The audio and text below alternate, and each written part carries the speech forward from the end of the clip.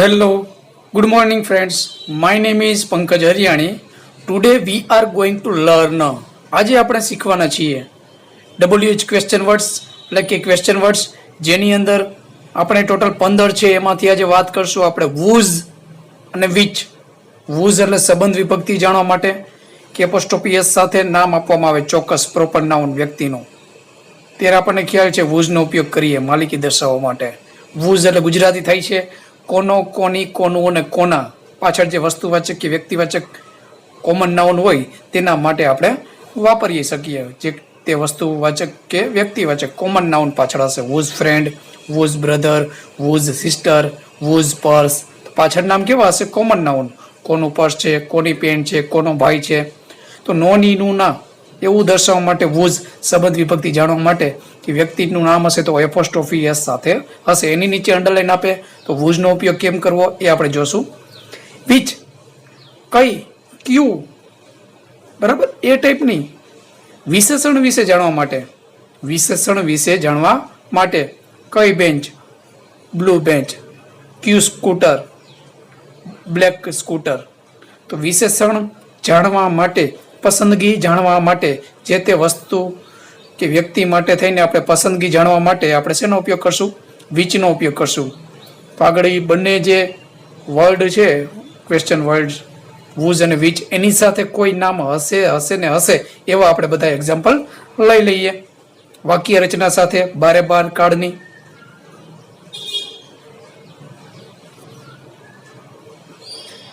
આપણે જે આ બધા ક્વેશ્ચન વર્ડ્સ છે એને અધર WH ક્વેશ્ચન વર્ડ્સ કહીએ છીએ. આપણને ખ્યાલ છે who સિવાયના કોઈ પણ જે ક્વેશ્ચન વર્ડ્સ હોય એને આપણે શું કહીએ? અધર WH ક્વેશ્ચન વર્ડ્સ. શા માટે? તો એ પણ મેં આગળના લેક્ચરમાં વાત કરી છે. પાછી વાત કરી દઉં કે who એ કર્તાની જગ્યાએ આવે. બધા કાળમાં સબ્જેક્ટ છે, અફર્મેટિવ સેન્ટેન્સ આવડે તો તમને who વાળી વાક્ય રચના આવડે. સબ્જેક્ટની જગ્યાએ who મૂકી દેવાનું હોય અને છેલ્લે ક્વેશ્ચન માર્ક એટલે અફર્મેટિવમાંથી વાક્ય કેવું બની જાય? WHO who વાળું ઇન્ટ્રોગેટિવ બની જાય. પણ who સાથે હેલ્પિંગ વર્બ કે વર્બ હોય એને કયા નિયમ લાગુ પડવાના? તો એક વચનના. આ ખાસ કીધું હતું. who am is are ની બદલે who is જ આવશે. was were તો who સાથે was જ આવશે. shall will તો who સાથે will જ આવશે. બરાબર? આ રીતે who ની વાક્ય રચના સાવ અલગ પડે. પણ આ બધા WH ક્વેશ્ચન વર્ડ્સ જે આપેલા છે 15 છે એમાંથી આ બધા કેવા છે question words? What, whom, when, where, why, how. અત્યાર સુધીના આપણે એટલા જોયા. આજે whose અને which કે જેમાં કર્તા એટલે કે સબ્જેક્ટ આપેલો હશે અને આમાં કઈ વાક્ય રચના આપણે લાગુ પડશે? બારે બાર કાળની 3 પ્રકારની વાક્ય રચના હોય આપણે જે બધા કાળ શીખાય એમાં. અફર્મેટિવ એટલે કે હકાર વાક્ય, નેગેટિવ તો નકાર વાક્ય, ઇન્ટ્રોગેટિવ સેન્ટેન્સ બધું આમાં ફોલો કરવાની થશે. બધા કાળની ઇન્ટ્રોગેટિવ સેન્ટેન્સ આમાં આપણે ફોલો કરવાનું થશે. જે તે કાર્ડ ઓળખીને ઇન્ટ્રોગેટિવ તમને આવડતી હોવી જોઈએ. આગળ whose સાથે નામ, which સાથે નામ હશે એવા આપણે એક્ઝામ્પલ જોઈ લઈએ. તો સેન્ટેન્સ પેટર્ન ખાસ જોઈ લ્યો. સિમ્પલ પ્રેઝન્ટ ટેન્સ છે તો આપણે ખ્યાલ છે કે ઉપર તમને વાક્ય આપશે. ફ્રેમ ધ ક્વેશ્ચન્સ MCQમાં 10 અને 12માં ધોરણમાં પૂછાય છે બોર્ડ એક્ઝામમાં.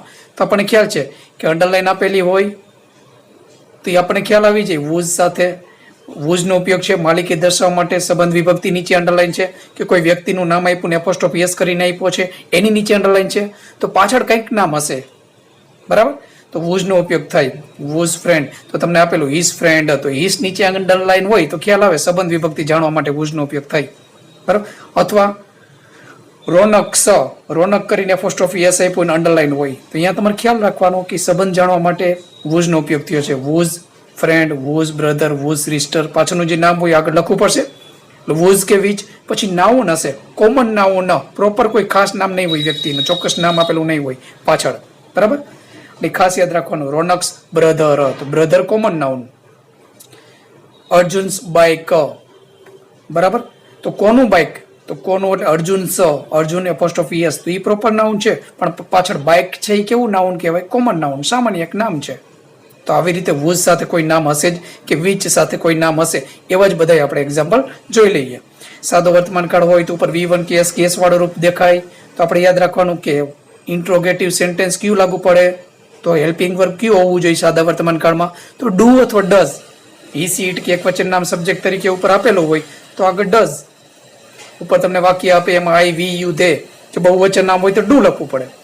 પછી ઉપર જે સબ્જેક્ટ હોય એ લખવાનો. પછી V1 જ રાખવાનું, બરાબર, આ ખાસ યાદ રાખવાનું. પછી અધર વર્ડ અને ક્વેશ્ચન માર્ક, અંડરલાઇન સિવાયના શબ્દો હોય વાક્યના છેડે, જેને આપણે અધર વર્ડ્સ કહીએ, અન્ય શબ્દો. સિમ્પલ પાસ્ટ ટેન્સ હશે તો ઉપર V2 આપેલું હોય, ખ્યાલ આવે, હાલો સાદો ભૂતકાળ છે. અંડરલાઇન આપી તો આપણે વુઝ કે વિચનો ઉપયોગ કર્યો નાઉન સાથે. પછી ડીડ લખવાનું છે, ઉપર V2 દેખાય તો ડીડ. પછી સબ્જેક્ટ અને V1. પછી અન્ય શબ્દો, અંડરલાઇન સિવાયના વધારાના શબ્દો વાક્યના છેડે. સિમ્પલ ફીચર ટેન્સ હશે, પ્રશ્ન બનાવવાનો થાય ફ્રેમ ધ ક્વેશ્ચન્સની અંદર, બરાબર. એક વાક્ય ઉપરથી આપણે પ્રશ્ન બનાવવાનો થાય, સેલ વિલ પ્લસ V1 દેખાય એટલે ખ્યાલ આવે, ચાલો સિમ્પલ ફીચર ટેન્સ છે, સાદો ભવિષ્યકાળ છે. તો ઇન્ટ્રોગેટિવ કઈ રીતે બને?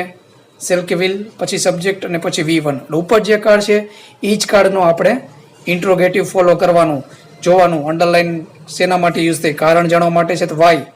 કોઈ ક્રિયા કેવી રીતે થાય છે એવું જાણવા માટે છે તો હાઉ. વસ્તુવાચક નામ નીચે અંડરલાઇન છે તો વોટ આપણે કરતા. ક્રિયાપદ પછી વ્યક્તિવાચક નામ કે સર્વનામ છે તો કર્મ જાણવા માટે વુમનો પણ ઉપયોગ કરતા, કોને. પણ અહીંયા યાદ રાખવાનું છે વુઝ છે, પાછળ નામ હશે કોમન નામ, ન કોનો, કોની, કોનું, કોના, સંબંધ વિભક્તિ જાણવા માટે છે, પાછળ નામ લખવું પડે. વુઝ કે વિચ એકલું મોટે ભાગે વપરાતું નથી, સાથે નામ હોય એ પાછળ આપેલું જ હોય, એ લખવાનું હોય સાથે. Continuous present tense, continuous past tense અને કન્ટિન્યુઅસ ફ્યુચર ટેન્સ. ચાલુ કાળ હોય ત્યારે આપણને યાદ આવી જાય ઉપર જે વાક્ય હોય એમાં કે સબ્જેક્ટ આપેલું હોય, પછી તરત જ ટુ બીના રૂપ હોય, એમિઝાર પ્લસ V4 ING વાળું રૂપ જ હશે. તો ઇન્ટ્રોગેટિવ કઈ રીતે કરવાનું? ક્વેશ્ચન વર્ડ જે આપણે નક્કી કર્યું, વુઝ આવે વિચ, પછી તમારે જોવાનું ઉપર એમિઝાર પ્લસ V4 છે તો એમિઝાર પહેલા, પછી કરતા અને પછી V4 વાળો ઓપ્શન સિલેક્ટ કરવાનો. ચાલો ભૂતકાળ હશે તો ઉપર વોઝવેર પ્લસ V4 હશે તો વોઝવેર, પછી સબ્જેક્ટ લઈ જવાનું. સબ્જેક્ટ પ્લસ વોઝવેર હોય તો આપણે શું કરવું પડે પ્રશ્ન બનાવવામાં? વોઝવેર આગળ હેલ્પિંગ વર્બ, પછી સબ્જેક્ટ લઈ જવાનું, પછી V4 નું V4. ચાલુ કાળ હોય ત્યારે આગળ પણ આપણે જોઈ ગયા ક્રિયાપદનું ING વાળું રૂપ જ આવે, બરાબર. વાક્ય હકાર હોય, નકાર હોય, પ્રશ્નાર્થ હોય. ચાલુ કાળ દેખાય, ચાલુ વર્તમાન, ચાલુ ભૂતકાળ કે ચાલુ ભવિષ્યકાળ, તો આપણે V4 જ પ્રશ્ન બનાવી ત્યારે પણ એ પણ યાદ રાખવાનું છે. ચાલો ભવિષ્યકાળ હોય તો સેલ વિલ પ્લસ V1 નહીં હોય તો સાદો ભવિષ્યકાળ થઈ જાય. તો સેલ બી કે વિલ બી ટુ બીના રૂપ છે, પછી V4 ક્રિયાપદનું ING વાળું રૂપ આપેલું હોય તો ત્યારે યાદ રાખવાનો કયો ઓપ્શન સિલેક્ટ કરવાનો? WH ક્વેશ્ચન વર્ડ જે હશે એ મૂકી દેશું. ચાલો અંડરલાઇન વાળો ભાગ છે આગળ. પછી સેલ કે વિલ, પછી સબ્જેક્ટ અને પછી બી, પછી V4 જે તમને ઉપર આપેલો જ હશે, બરાબર. પછી અન્ય શબ્દો વાક્યના છેડે, છેલ્લે ક્વેશ્ચન માર્ક. આપણે એક્ઝામ્પલ જોશું એટલે વધારે આઈડિયા આવશે. પૂર્ણકાળ દેખાય, પરફેક્ટ પ્રેઝન્ટ, પરફેક્ટ પાસ્ટ કે પરફેક્ટ ફ્યુચર. તો આપણને યાદ છે V3 એક તો હોય જ, ચાલુ કાળમાં કેમ V4 હોય. પૂર્ણકાળ હકાર હોય, નકાર હોય, પ્રશ્નાર્થ હોય, V3 તો હોય જ. ક્રિયાપદનું ત્રીજું રૂપ જેને આપણે શું કહીએ? પાસ્ટ પાર્ટિસિપલ, ભૂત કૃદંત, જે એક્ટિવ પેસિવ વોઇસમાં પણ યુઝ થઈ છે, બરાબર. V3 એટલે શું? પાસ્ટ પાર્ટિસિપલ, ભૂત કૃદંતામાં હોય જ. પણ સાથે યાદ રાખવું પડે હેલ્પિંગ વર્બ કયા હોય? જેમ ચાલુ કાળમાં ટુ બીના રૂપ હતા. પૂર્ણકાળમાં કયા હોય? હેવેઝ પ્લસ V3 પૂર્ણ વર્તમાન કાળ, હેડ પ્લસ V3 પૂર્ણ ભૂતકાળ, સેલ કે વિલ પછી હેવ આપેલું હોય અને V3 તે પૂર્ણ ભવિષ્યકાળ છે ખબર પડે. તો ત્યારે શું કરવાનું? જે તે ક્વેશ્ચન વર્ડ છે ચાલો નક્કી થઈ ગયું, એ ક્વેશ્ચન વર્ડ્સ આગળ તમે મૂકી દેશો, બરાબર. વુઝ કે વિચનો ઉપયોગ છે, સાથે નાઉન આગળ લખી નાખ્યું પાછળ જે આપેલું હોય. પણ પૂર્ણ વર્તમાન કાળ હોય તો હેવેઝ આગળ કરતા પાછળ લઈ જવું પડે, પછી V3 હેડ આગળ, સબ્જેક્ટ પાછળ, પછી V3 એટલે પૂર્ણ ભૂતકાળ. પૂર્ણ ભવિષ્યકાળ તો સેલ હેવ કે વિલ હેવ પ્લસ V3 ઉપર દેખાશે. પ્રશ્ન બનાવવો ત્યારે શું કરવું પડે? સેલ કે વિલ આગળ, પછી સબ્જેક્ટ, પછી હેવ, પછી V3 લખવાનું છે, પછી અન્ય શબ્દો અંડરલાઇન સિવાયના ક્વેશ્ચન માર્ક. પ્રશ્ન બનાવી ત્યારે. ચાલુ પૂર્ણ વર્તમાન કાળ તો હેવેઝ માત્ર નહીં હોય, સાથે બીન પ્લસ V4 હશે ચાલુ કાળ બતાવે, હેવેઝ પૂર્ણ વર્તમાન કાળ બતાવે, વચ્ચે બીન ફરજિયાત તમને જોવા મળે એટલે સમજી જવાનું કે હેવેઝ બીન અને V4 હોવું જોઈએ. V3 નહીં પણ કયું? V4 યાદ રાખવાનું છે. ચાલુ અને પૂર્ણ બે ક્રિયા ભેગી હોય ત્યારે. તો ચાલુ પૂર્ણ વર્તમાન કાળમાં ઇન્ટ્રોગેટિવ કઈ રીતે બને? આપણે એ કાર્ડ જોયો હતો. હેવેઝ આગળ, પછી સબ્જેક્ટ, પછી બીન, પછી V4 નું V4. વાક્ય હકાર હોય, નકાર હોય કે પ્રશ્નાર્થ હોય. ચાલુ પૂર્ણ ભૂતકાળમાં ક્રિયા અમુક સમયથી ચાલુ હતી, ચાલુ પૂર્ણ ભૂતકાળ થયું. ક્રિયા અમુક સમયથી ચાલુ છે, સિન્સ અને ફોર નો ઉપયોગ કર્યો હતો થી એવું દર્શાવવા માટે, પછી સમય, બરાબર. એ કાળ જો ભૂલી ગયા હોય તો જોઈ લેજો. ચાલુ પૂર્ણ ભૂતકાળ તો હેડ પ્લસ સબ્જેક્ટ પ્લસ બીન, એવી રીતે પ્રશ્નાર્થ થઈ ગયું. ચાલુ પૂર્ણ ભવિષ્યકાળ અમુક સમયથી ક્રિયા ચાલુ હશે એવું આપણે જ્યારે અનુમાન લગાવતા હોય ત્યારે ચાલુ પૂર્ણ ભવિષ્યકાળ, સિન્સ કે ફોર પછી સમય, બરાબર. સિન્સ સાથે ચોક્કસ સમય હોય, ફોર સાથે સમયનો ગાળો હોય.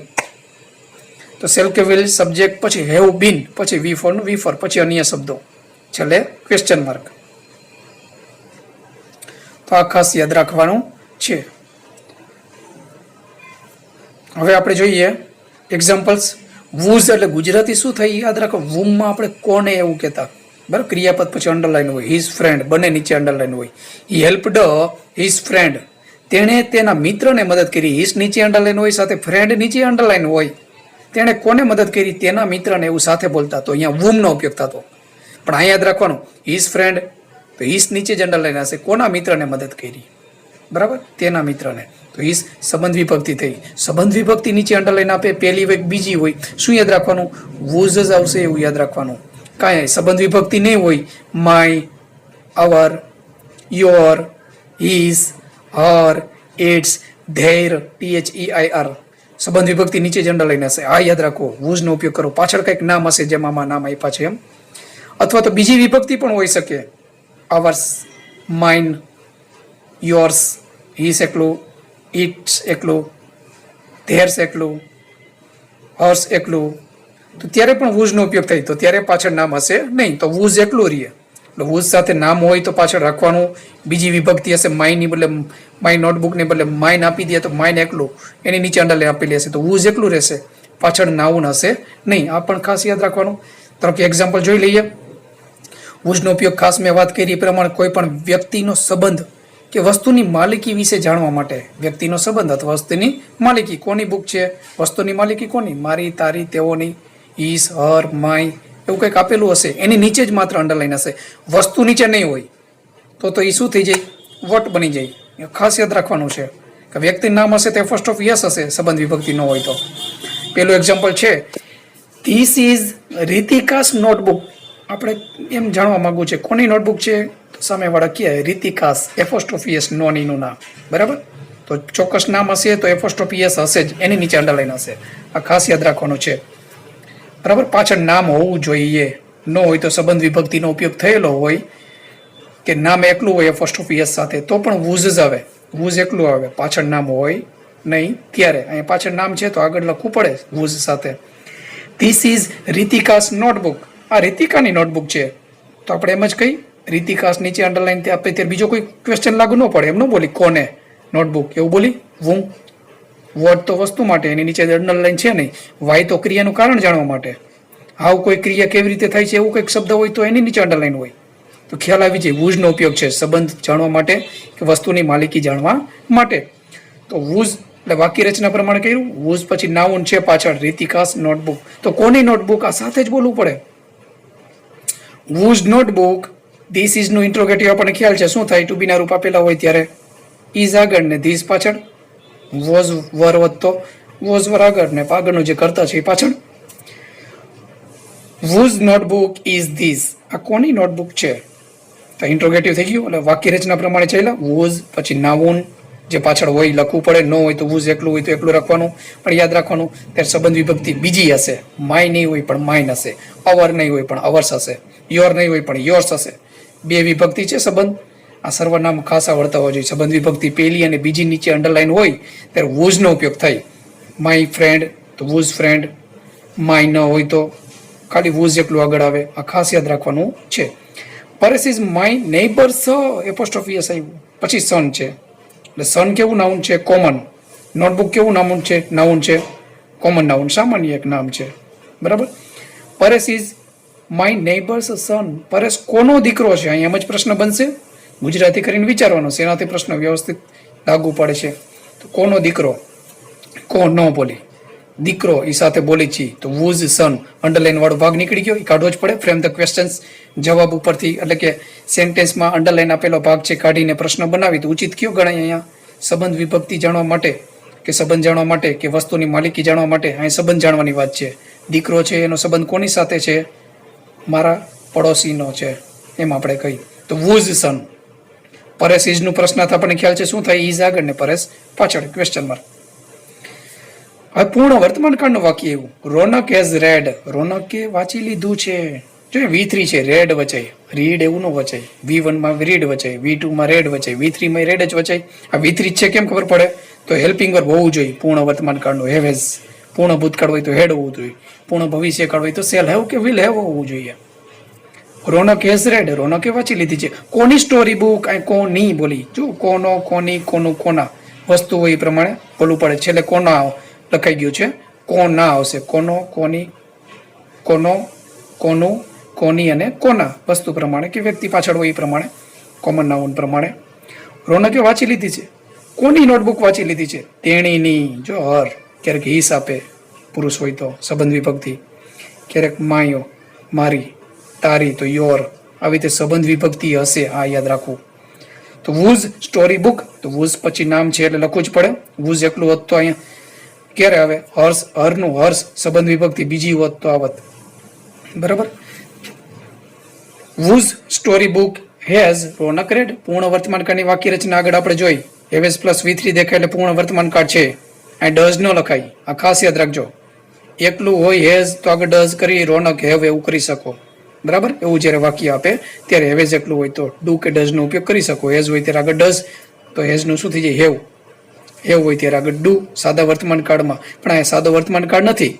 હેવેઝ પ્લસ V3 પૂર્ણ વર્તમાન કાળ છે, ત્યાં ડુ ડઝ ભૂલી જવાનું. બરાબર. સાદો વર્તમાન કાળ છે નહીં. હેવેઝ કે જે આપે એ આગળ, હેઝ આગળ, રોનક પાછળ, પછી રેડ. રોનકે કોની સ્ટોરી બુક વાંચી લીધી છે? જવાબ નીકળી ગયો, હર સ્ટોરી બુક. નામ આપત તો નેહલ, તો એપોસ્ટ્રોફી એસ આપત. નેહલ્સ સ્ટોરી બુક, તો પણ શું આવે? વૂઝ સ્ટોરી બુક જ આવે. સંબંધ વિભક્તિ જાણવા માટે આપણે યાદ રાખવાનું છે વૂઝનો ઉપયોગ થાય.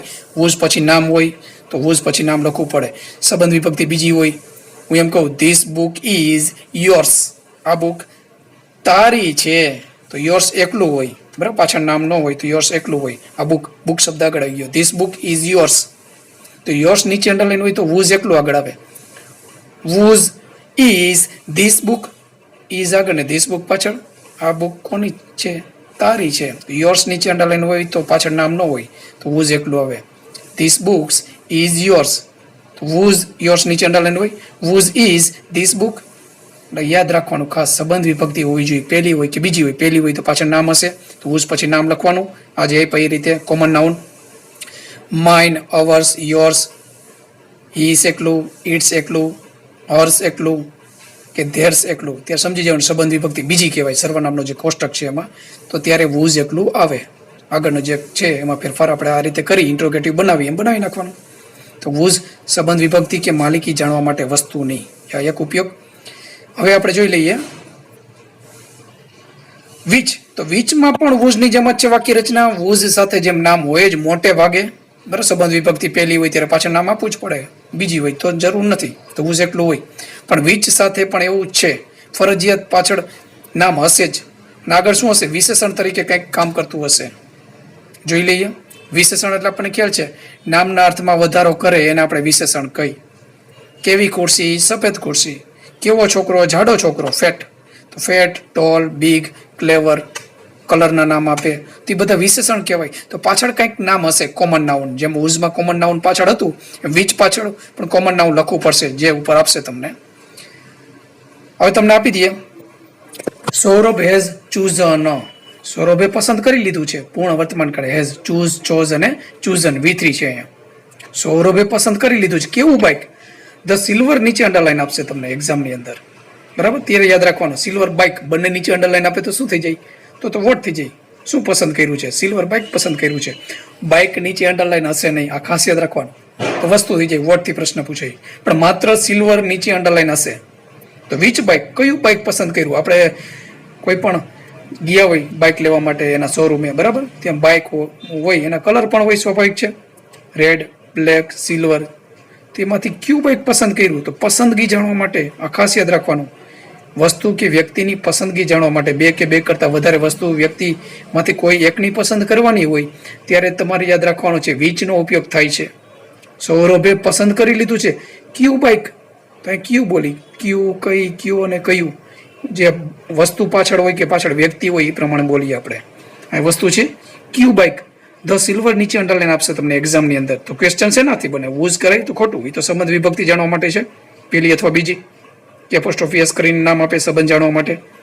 તો યાદ આવી જાય પણ વિશેષણ નીચે અંડરલાઈન છે. કેવું બાઇક પસંદ કર્યું? સિલ્વર. તો અહીં ક્યુ બાઇક બોલી પ્રશ્ન પૂછી ત્યારે. વિચ બાઇક, બરાબર. તો વિચ પછી નાઉન છે આવી ગયું વાક્ય રચના પ્રમાણે. પૂર્ણ વર્તમાન કાળ છે એટલે એઝ આગળ, સૌરભ પાછળ, V3 નો V3 છેલ્લે ક્વેશ્ચન માર્ક. અધર વર્ડ બીજા કઈ વધતા નથી, બરાબર, છેલ્લે ક્વેશ્ચન માર્ક. રીતિકા લાઇક્સ, રીતિકાને ગમે છે, સાદો વર્તમાન કાળ એસકીએસ આવ્યું, વિચારવાનું V1 કે એસકીએસ વાળો રૂપ આવે, સાદો વર્તમાન કાળ.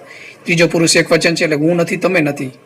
ત્રીજી કોઈ એક વ્યક્તિ છે, એક વચન હોય ત્યારે શું આવે, ત્રીજી વ્યક્તિ એક વચન હોય ત્યારે એસકીએસ વાળો રૂપ. તો આપણે યાદ રાખવાનું રીતિકા પહેલા કયું હેલ્પિંગ વર્બ આવે, ડઝ. એસકીએસ નીકળી જાય લાઇક્સ માંથી. રીતિકા લાઇક્સ ક્લાસિકલ મ્યુઝિક, રીતિકાને કેવું મ્યુઝિક ગમે છે, રોક મ્યુઝિક આવે, ક્લાસિકલ મ્યુઝિક આવે, એમાંથી પ્રકાર કયો છે ક્લાસિકલ. તો વિચ મ્યુઝિક ડઝ, તો સાદો વર્તમાન કાળમાં હેલ્પિંગ વર્બ કયો આવે, ડઝ. અહીં એમ ન કરે લાઇક્સ આગળ ને રીતિકા પાછળ, તો ખોટું, કારણ કે સાદા વર્તમાન કાળમાં હેલ્પિંગ વર્બ છે ડુ અને ડઝ, જે આમાં હકારમાં નથી હોતા પણ ઇન્ટ્રોગેટિવમાં મૂકવો પડે. લાઇક ડ હોત તો હેલ્પિંગ વર્બ અહીંયા મૂકવું પડે ડી ડ, રીતિકાની પહેલા. ગમતું, રીતિકાને ક્લાસિકલ મ્યુઝિક ગમતું, તો લાઇક ડ આવત તો ડીડ આવત. તો વિચ મ્યુઝિક સાદો વર્તમાન છે એસકેએસ વાળો રૂપ, ત્યાં ડઝ જ યાદ રાખવાનું, ડઝ. પછી રીતિકાનું રીતિકા, લાઇક્સનું શું કરી નાખવાનું લાઇક, કારણ કે એસકેએસ ડઝમાં આવી જ ગયા છે, છેલ્લે ક્વેશ્ચન માર્ક. લાસ્ટ સેન્ટેન્સ જોઈ લઈએ. ધ ચિલ્ડ્રન એન્જોય, જો V1 આવ્યું, V2 તો છે નહીં, સાદો ભૂતકાળ નથી. ચિલ્ડ્રન એન્જોય, બાળકો આનંદ માણે છે. કોમેડી ફિલ્મ્સ, કઈ ફિલ્મોનો આનંદ માણે છે બાળકો, કોમેડી ફિલ્મ્સ, હાસ્યપ્રદ હોય એવી ફિલ્મો, બરાબર. તો વિચ ફિલ્મ્સ, કઈ ફિલ્મો, કોમેડી ફિલ્મ્સ. તો કોમેડી નીચે અંડરલાઈન આપેલી હશે, પેલામાં સિલ્વર, પછી ક્લાસિકલ, પછી કોમેડી, પછી નાઉન હશે તો જ આપેલું જ છે. કઈ ફિલ્મ, કઈ ફિલ્મો, તો વિચ ફિલ્મ્સ, કઈ, બરાબર, વિચ ફિલ્મ્સ. આ સાદો વર્તમાન કાળ છે, ડુ આવે કે ડઝ, તો પણ સ્વાભાવિક ખ્યાલ આવી જાય એસકેએસ નથી એટલે ડુ જ આવે, ડુ ડઝ માંથી ડુ. બાકી જેમ છે એમ કરતાનું કરતા V1 નું V1. Which films do the children enjoy, બાળકો કઈ ફિલ્મનો આનંદ માણે છે જ્યારે ટાઈમ હોય ત્યારે, તો કે કોમેડી ફિલ્મ્સ. કઈ ફિલ્મો, કોમેડી ફિલ્મ્સ. વિશેષણ થયું, નામના અર્થમાં વધારો કર્યો. કેવી ફિલ્મો, કેવો, કેવી, કેવું અને કેવા જેવા પ્રશ્ન પૂછો એટલે વિશેષણ મળે. આ યાદ રાખવાનું, જે તે વસ્તુવાચક કે વ્યક્તિવાચક નામ હોય ત્યારે. કેવો છોકરો, તો છોકરાને પ્રશ્ન પૂછ્યો, એક નાઉન છે કોમન, જાડો છોકરો, ફેટ બોય, ટોલ બોય, બરાબર, પાતળો છોકરો, થીન બોય. અહીંયા ફિલ્મને પ્રશ્ન પૂછી, વસ્તુવાચક નામ છે, કેવી ફિલ્મ, કોમેડી ફિલ્મ. તો આવા જ્યારે કેવો, કેવી અને કેવું, કેવા જેવા પ્રશ્ન પૂછી જે તે વસ્તુવાચક નામ કે વ્યક્તિવાચક નામને, કોમન નાઉનને, ત્યારે યાદ રાખવાનું કે વિશેષણ મળે આપણને, બરાબર. નામના અર્થમાં વધારો કરે અને વિશેષણ કહે. કેવી ફિલ્મ, કોમેડી ફિલ્મ્સ, તો નામના અર્થમાં વધારો કર્યો. તો વિચ પસંદગી જાણવા માટે ઉપયોગ થાય છે વધારે વસ્તુ કે વ્યક્તિઓમાંથી. તો જે લોકોએ મારી ચેનલ સબસ્ક્રાઇબ નથી કરી ખાસ કરી લેજો, જેથી નવા નવા વિડીયો તમને રોજબરોજ મળતા રહે. Thank you very much for listening this video.